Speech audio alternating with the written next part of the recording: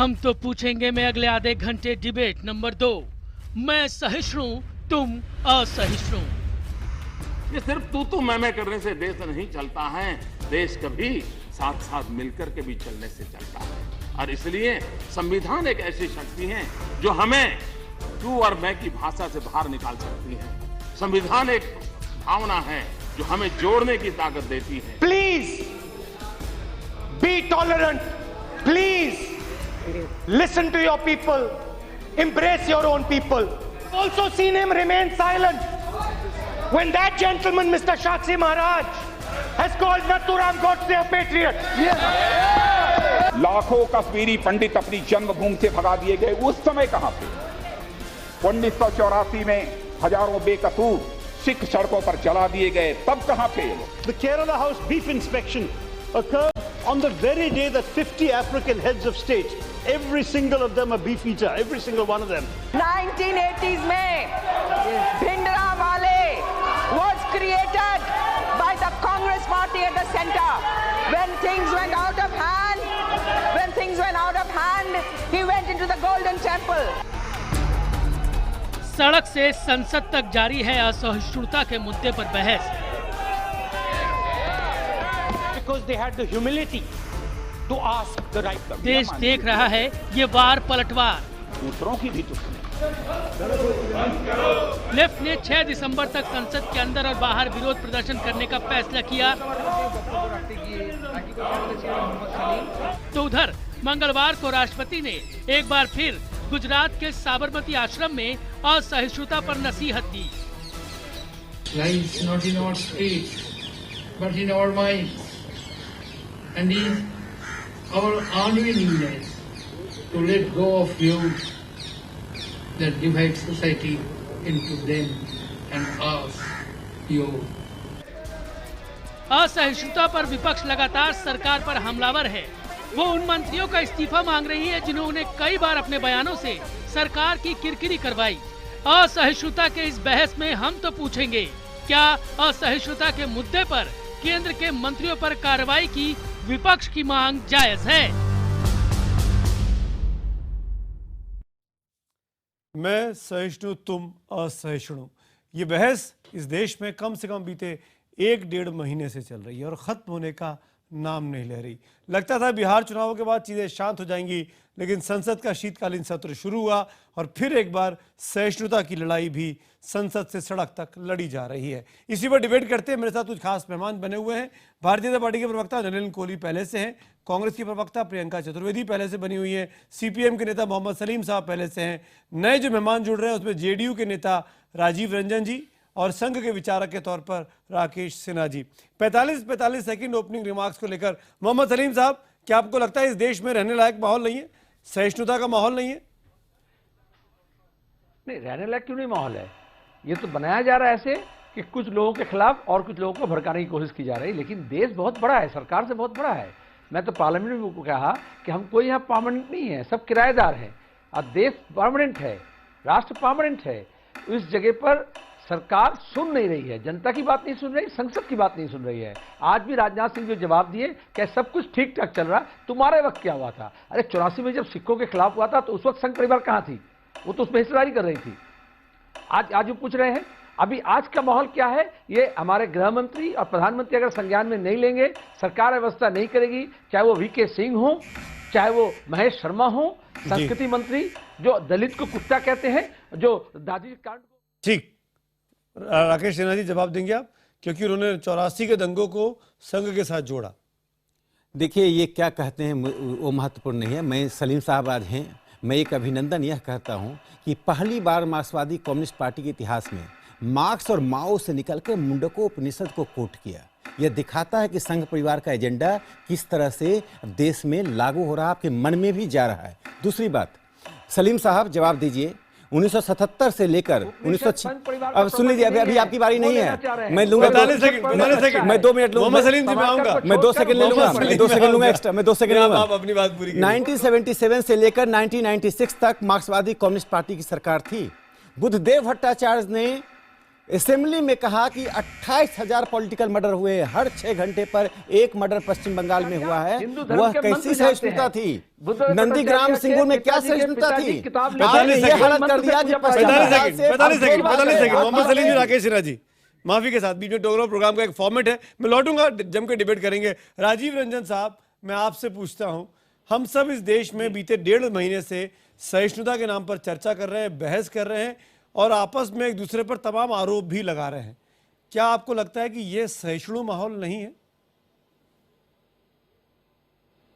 देखिए, माहौल तो सहिष्णु है, इसका जवाब तो बिहार की जनता ने दिया है। आज का जो मैंडेट है, देश में जो जबरन असहिष्णुता पैदा करने की कोशिशें हो रही हैं, उनके खिलाफ बिहार ने एक प्रचंड जनादेश देकर यह बता दिया है कि जनता ऐसी चीज़ों को पसंद नहीं करती है और इसके खिलाफ किस हद तक लोग जा सकते हैं, ये बिहार की जनता ने बताया है।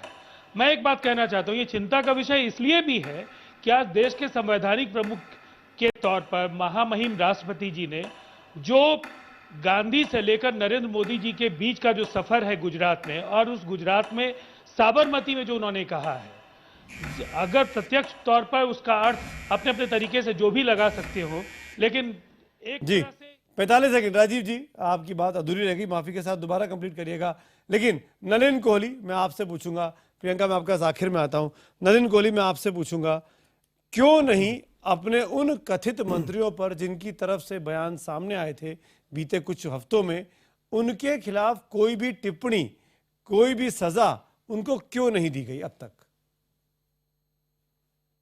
अगर देश में एक अच्छा माहौल नहीं होता तो शायद, और संविधान ठीक से चल नहीं रहा होता तो ऐसी चर्चा होती ही नहीं। इससे ज़्यादा क्या आपको सबूत चाहिए? दूसरी बात है, जो लोग इस पूरे डिबेट को कर रहे हैं, मुझे चिंता हो रही है कि असहिष्णुता की चर्चा करते करते देश को असहिष्णु ना बना दे, क्योंकि मुझे लग रहा है कि एक विषय को खींच कर, जहाँ कोई तथ्य ना हो, ज़बरदस्ती खींच कर लोगों को ऐसे ना लगने लगे कि यार ये बहुत ज़्यादा हो रहा है। पार्लियामेंट में हर विषय उठता है, उसी को बार बार खींच रहे, एजेंडा नहीं है किसी के पास, तो जबरदस्ती इस विषय को रख रहे हैं। हर मंत्री के विषय पर स्पष्टीकरण में अलग अलग से दूंगा, इसी प्रोग्राम के दौरे दूंगा। ठीक है प्रियंका, और एक आखिरी बात मेरी रह गई थी। नलिन मैं आता हूं, नलिन 45 सेकंड होगा। प्रियंका, आपके पास सरकार के खिलाफ कोई एजेंडा नहीं है, आप जानबूझकर इस मामले को खींचे जा रहे हैं, सीधा इल्जाम पलटकर बीजेपी का आप पर, जवाब दीजिए। नहीं, दुख होता है जब सरकार के नुमाइंदे इस तरीके की भाषा का प्रयोग करते हैं और अपने गिरेबान में झांकने की बजाय दूसरों को दोष देते हैं। यही पूरे 14 महीने से हम देख रहे हैं किस तरीके से कोई भी इन पर इल्ज़ाम हुआ हो, लैंड ऑर्डिनेंस को लेकर हो या बाकी सारे मुद्दों पे हो, कभी भी उन्होंने आप खुद जांचने की कोशिश नहीं की कि क्या प्रॉब्लम चल रही है।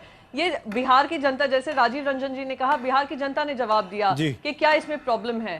तो अगर आप इस तरीके के माहौल को नहीं चेक करने की कोशिश करें, अपने मंत्रियों को अकाउंटेबल नहीं करेंगे, तो ये माहौल बना ही रहेगा और बातचीत में भी बना रहेगा और इस मुद्दे को पूरे देश में उठाया जाएगा। जब हाँ ठीक नलिन, अपने मंत्रियों पर बारे में जवाब दीजिए, क्यों कार्रवाई नहीं की आपने अब तक? जनरल वीके सिंह जी का एक बयान उठाया राहुल जी ने, उस बयान पे जनरल वीके सिंह जी ने खेद प्रकट किया। राजनाथ जी भी उसी टाइम बोले थे, मीडिया ने लिखा कि जैसे राजनाथ जी उनको टोक रहे थे। वही जनरल सिंह है जिन्होंने यमन में 2000 लोगों को बचा के लाए, अलग अलग देशों ने कहा, तो वो काम भी कर रहे हैं मंत्री, लेकिन कभी आज तक उन्होंने कोई बात कही इस पे किसी ने? दूसरी बात आइए, महेश शर्मा जी के ऊपर में आरोप लगा, आप उनके पूरे बयान को निकालिए जो मीडिया में था, उसका पहला भाग तो कभी दिखाया नहीं गया, दूसरे भाग पर विवाद खड़ा किया गया।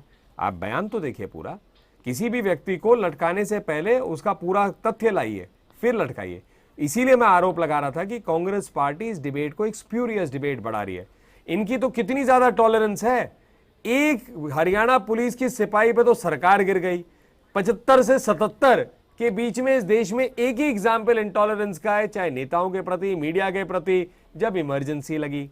कि यहां कोलबार्गी जी का मृत्यु के बाद 90 दिन हो गए, एक व्यक्ति अरेस्ट नहीं हुआ है। कर्नाटका गवर्नमेंट जो कांग्रेस की है, केरल में क्या हुआ, हरियाणा में क्या हुआ, देश में। लेकिन ज्ञान बांटना बड़ा आसान है, प्रियंका ज्ञान भी बांटा जा रहा है, क्योंकि तथ्यों पे बात करेंगे तो इनको लगता है कि हम सत्ता से बाहर। और प्रियंका जवाब दीजिए, प्रियंका जवाब दीजिए। तथ्यों से ही इनको जवाब दूंगी कल मीनाक्षी लेखी जी ने बहुत सारी डेटा दिया था, मैं उनको बताना चाहती हूँ। होम मिनिस्ट्री से ही डेटा आया है कि इस साल में 10 महीने के अंदर अंदर 650 ऐसे कम्युनल इंसिडेंट्स हुए हैं, जो पिछले साल 644 पे 12 महीने के आंकड़े 644 थे और इस महीने के 10 महीने के अंदर अंदर 650 हैं।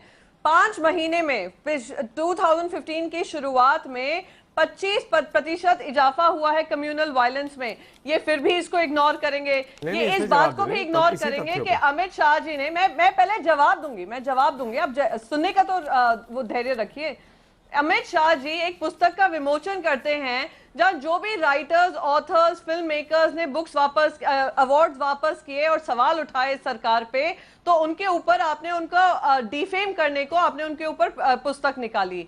आपने एक पैरेलल टॉलरेंस मूवमेंट शुरू किया जहां पे किस तरीके से जर्नलिस्ट के साथ व्यवहार हुआ वो भी देश की जनता ने देखा है। तो अगर आप किसी तरीके से अंदरूनी विचार नहीं कर सकते हैं कि क्यों बिहार ने जवाब दिया, आप बार बार इमरजेंसी लाते हैं, उस टाइम पे भी देश की जनता ने हमें जवाब दिया था और इंदिरा जी ही थी जिन्होंने वापस माफी मांगी थी देश की जनता से इमरजेंसी लागू करने के लिए और देश की जनता ने उनको वापस इलेक्ट किया था। देश की जनता ने वापस, आपका काम है, सरकार आपकी है, काम आपके अंतर्गत हो रहे हैं, कम्युनल वायलेंस आपके अंतर्गत बढ़ रहा है। कोहली जवाब दीजिए। क्या गलती से 2-4 तथ्य हमने गिना दिए, प्रियंका जी तो इतनी उत्तेजित ही हो गई, इतनी उत्तेजित हो गई। जो कम्युनल डेटा दे रहे हैं आज वो कम्युनल वायलेंस का 2010 से 2015 में 10, 11, 12, 13, 14 हर साल जो है 2015 से ज्यादा है। और यूपीए कहां थी? क्या राहुल गांधी जी के 56 दिन की छुट्टी के साथ वो भी छुट्टी मना रही थी क्या? तो ये आरोप लगाना बड़ा सरल होता है, तथ्य अलग होते हैं। अगर मैं राज्य वाइज आपको डेटा दूं तो उसमें गिनते जाता हूं कांग्रेस के राज्य, आंध्र प्रदेश, असम, उस टाइम झारखंड, उससे उत्तर प्रदेश, पश्चिम बंगाल, कर्नाटका कांग्रेस, महाराष्ट्र कांग्रेस, केरला कांग्रेस, बिहार, ये सारे वो राज्य हैं जो 2013 के नेशनल क्राइम रिसर्च ब्यूरो के डेटा दिखाते हैं कि पूरे देश में सबसे ज्यादा आंकड़े यही हैं जो कम्युनल वायलेंस के हैं। फिर कह रहा हूं, आरोप लगाने से पहले तथ्य ले आइए, शायद देश की जनता के सामने कुछ महत्वपूर्ण कहने की बात हो, लेकिन है नहीं, इसलिए तो आरोप ही तो लगा रहे हैं। सलीम साहब, उन्होंने बिहार के बारे में सुमित जी उन्होंने कुछ जो बिहार को लेकर उन्होंने बातें कही हैं वो गुमराह करने वाली बात। यही कह रहे थे, अभी बिहार के चुनाव से पहले आपने देखा, लेकिन बिहार के चुनाव के बाद तो सरकार के रुख में, प्रधानमंत्री के रुख में नरमी दिखाई दे रही है। आज भी जो कहा संविधान को लेकर लोकसभा में जो कहा बीते हफ्ते। सलीम साहब, मैंने एक सवाल उठाया था। सलीम साहब आप जवाब दीजिए। मैं पहले बोल दूं? हाँ सलीम साहब, आप पहले बोल दूं? बोलिए। मैं ये कहा कि ये जो 13-14 का आंकड़ा दिए, 12-13-14 सांप्रदायिक दंगे बढ़े, घटनाएं बढ़े, चूंकि वो 14 के चुनाव का रनअप था। जैसे बिहार के चुनाव के रनअप में हमने देखा साम्प्रदायिक सलीम साहब दादरी से किशनगंज तक ले सलीम साहब, मैं आपको याद दिला दूं, हमारे देश का सलीम साहब, आप दूसरों की बात नहीं, आपने हर 6 घंटे सलीम साहब, आपने गृह मंत्री पर जो आरोप लगाया, क्या उसके लिए आप माफी मांगे? बोलने नहीं देंगे। आपने गृह मंत्री पर एक गंभीर आरोप लगाए, उस पत्रिका ने माफी मांग ली, आपने माफी नहीं मांगी है। 28,000 लोग। और एक सवाल है, मैं आपको याद दिलाता हूं, 28,000 लोग। 1 दिसंबर 1999, 1 दिसंबर आज ही के दिन 16 साल पहले सीपीएम के कैडर ने केटी जयकृष्णन नाम के संघ के स्वयंसेवक को 6ठी क्लास के बच्चों के सामने हत्या की थी। आपकी पार्टी क्या सिखाई? मैंने सवाल उठाया, 28,000 पॉलिटिकल मर्डर्स परिवार, 28,000 पॉलिटिकल मर्डर्स हुए हैं और उसकी स्वीकृति मिली। पीएम विजय पढ़ाते हैं, यही सिखाते हैं। सलीम साहब, एक सवाल का जवाब दीजिए, एक सवाल का जवाब दीजिए। अरे आप जहर घोल रहे हैं, उसका सफाई करो। आउटलुक को कोट किया, नहीं होगा। आउटलुक में माफी मांग ली, आपने माफी नहीं मांगी, इसको टॉलरेंस आपने माफी नहीं मांगी। देश के सामने एक सवाल का जवाब दीजिए। कन्नूर में सीपीएम ने 125 संघ के स्वयंसेवकों को मारा, 125 संघ के स्वयंसेवकों को मारा। विषय पे रहते सरकार आई है। मोहम्मद सलीम साहब, नहीं ये जवाब, मोहम्मद सलीम साहब जवाब तो दे दें। मैं एक सवाल, जी बोले या नहीं? अरे बीजेपी में सिखाते कि नहीं? अरे आप सलीम साहब, कल भी आप नहीं बोले, गुरु बोले। नहीं, मेरा एक सवाल का जवाब दीजिए। कहाँ असहिष्णुता है? तस्लीमा नसरीन को पश्चिम बंगाल से भगाकर आपने कौन सी सहिष्णुता दिखाई थी? मैं अपने को बहुत तस्लीमा नसरीन के प्रति कौन सी सहिष्णुता दिखाई थी? ममता बनर्जी की हत्या की साजिश सीपीएम ने की। आज ममता बनर्जी जीवित है अपने कारणों से, अपने भाग्य के कारण से। सीपीएम का बस चलता तो ममता बनर्जी की हत्या हो गई होती। अरे आप बताइए, नन्नूर नामक स्थान पे आपने 11 कार्यकर्ताओं को, तृणमूल के 11 कार्यकर्ताओं को मारा। निजी टिप्पणियां ना करें, स्टालिनवादी लोग बात करें, तर्कों के आधार पर बात करें। मैं कह रहा हूँ स्टालिनवाद से सीखकर आप नहीं, किसको राकेश सिन्हा मेरे एक सवाल का जवाब दीजिए। देश में सहिष्णुता पर इतना बड़ा डिबेट चल रहा है और किसी भी व्यक्ति पर कोई टिप्पणी, कोई कार्रवाई भारतीय जनता पार्टी या संघ परिवार की तरफ से नहीं की गई, तो क्यों नहीं विपक्ष को ये लगे कि ये आपके इशारे पर, सरकार के इशारे पर, संघ के इशारे पर ये तमाम लोग बोल रहे हैं? सुमित जी, एक व्यक्ति ने कहा था कि 2001 इतने साल तक मैं हिंदू राष्ट्र बना दूंगा, उनको संघ से निष्क्रिय कर दिया गया। क्या बात कर रहे हैं? जिन लोगों ने बयान दिया, प्रधानमंत्री ने एक मंत्री के ऊपर संसद में बयान दिया, और आप यदि 5 बयानों के आधार पर आप संसद की बैठक को स्थगित करते हैं, संसद में 3 दिन तक आपके सामने बहुत से मुद्दे हैं, बहुत से देश के सामाजिक आर्थिक मुद्दे हैं, आप आप इंटॉलरेंस फोबिया से शिकार हैं। ये इंटॉलरेंस फोबिया ऐसा ही है कि आज संसद में प्रधानमंत्री और मुख्य गृह मंत्री ने जैसे एक बैलून को प्रिक कर दिया जाता है ना, प्रिक हो गया, आज ये घूम फिर ये अखलाक को भूल गए। इनको प्रशांत पुजारी नहीं याद है। आप पूछिए किसी से, किसी ने प्रशांत पुजारी का नाम नहीं लिया, इसलिए कि उसका खून नहीं है। अखलाक करते, अखलाक की हत्या पर हम भी दुखी हैं। आप हत्या के ऊपर कम से कम राजनीति मत कीजिए। यही तो विभाजन करते हैं। जिन लोगों की हत्या होती है उनको धर्म प्रियंका जी जवाब देना चाह रही है। प्रियंका जी धर्म के आने मत देखिए, सांप्रदायिकता के आने मत देखिए। जिनकी हत्या राकेश जी सुन लेते हैं, राकेश जी सुन लेते हैं, भी अपनी बात रखने दीजिए। हाँ राजीव जी पहले आप, फिर प्रियंका जी। राजीव जी आप कहिए। जी, प्रशांत पुजारी का नाम सुना है आपने, उसके बारे में कुछ कहेंगे? ये भी एक किस्म का ये बौद्धिक आतंकवाद है सुमित जी, और मुझे लगता है जिस तरीके से इस बहस को हाईजैक करने की कोशिश आरएसएस और बीजेपी की तरफ से हो रही है, ये इंटॉलरेंस का इससे बड़ा नमूना क्या हो सकता है कि जो हताशा इनके चेहरे पर है। मैंने कहा इंटॉलरेंस फोबिया हो गया, हर बात में इंटॉलरेंस करने में नाकामयाबी आरोप लगा देंगे अभी। आज उसकी वजह से, अरे मैंने कहा कि इंटॉलरेंस फोबिया है कि हर बात बहस को ये घर में भी यही बोलते हैं, ये अपनी तरफ मोड़ने की कोशिश कर रहे हैं। मैं कुछ मैं एक बात कहना चाहता हूं, पूरे आज जो भी इन्होंने आंकड़े बताए, ये सारे भ्रामक और झूठे आंकड़े थे। 13-14 में देश के लोकसभा चुनाव के पहले 30% कम्युनल रॉयट्स की संख्या में बढ़ोतरी दर्ज हुई थी, और उसके बाद जिस तरीके से बिहार के चुनाव के पहले भी बिहार में कुछ कोशिशें हुई हैं, निश्चित तौर पर इन कोशिशों का जो रिश्ता था वो चुनाव परिणाम को प्रभावित करने का था। कभी वो फॉर्मूला सफल होता है, कभी असफल नहीं। होता राजीव जी सॉरी के साथ बीच में इसलिए टोक रहा हूं कि क्या सबूत आपके पास कि ये भारतीय जनता पार्टी या संघ परिवार दंगे करा रही थी?